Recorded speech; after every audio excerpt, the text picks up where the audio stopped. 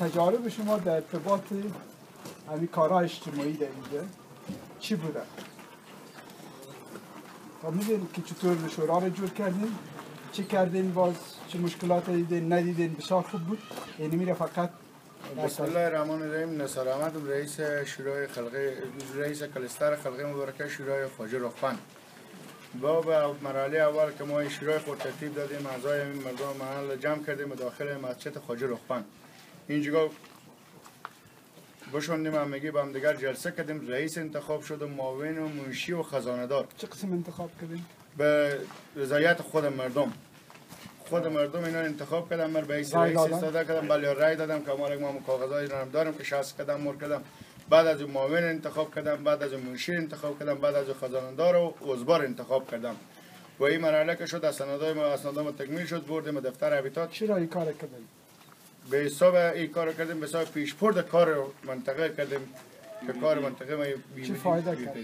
خیلی به شورای ما مفاد خوبی کرد برای ما گویت منطقه. ما تاشه بگوییم؟ بله؟ یک دو تاشه بگوییم؟ دو تا از اون که داخل همین محیط منطقه خیلی کانالای خراب داشتیم که چتلیای بود و خندقای بزرگ بود.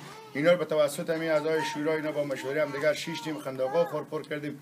بعد از اون کار کردیم که این تصمیم گرفتیم. بله، یک سیستم تصمیم گیری جور کردیم. بله، سیستم تصمیم گیری جور کردیم که به حساب کانال. در ارتباط پروژه چی کارا کردیم؟ به حساب پروژه ما 141 متر پیپ پی وی سی 12 به می گذر اتاربشی یاد میشه به نام گذر شورای خواجه رخبند. 141 متر ما پیپ پی وی سی 12 انداختیم که تقریبا 45 درصد این مشکلات خیلی برای پیپیشی مشکلات ما حل میکنه. یک چتلی محیط منطقه رو گم میکنه، خندقا رو پر شد گم شد و این پیپ که اصلا نمر از خانه بگشتم. شما سابق چه مشکل داشتین اصلا که پایپ ها رو گذاشتین؟ این به ما مشکل داشتیم که خندقا رو وقت زمستان میشد پر میشد، به هفته یک دفعه دو دفعه ما خندقا ماشین داشتیم و به تام چتلی نفر مینداختنیم که خالی میکرد و عموم خونه چه ضرر داشتید خندقا براتون؟ ضرر به محیط ساعت محیطی ما ضرر داشت، به ساعت خود از انسان ضرر داشت.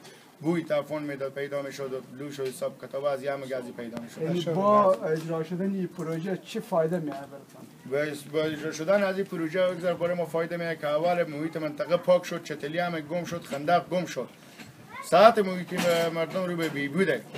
ان شاء الله از این تکلیف امراضای گوناگون که از این خندقا پیدا میشد در آینده از خدا میخوایم که هیچ مشکلاتای دیگه نداشته باشیم. کل مردم روزی سن از این عمل بسته همین محله شورای نهی هفتم که از همین نهی بسته نهی هفت و می کار دفتر هابیتات که کار شروع شده رضایت 100% داره.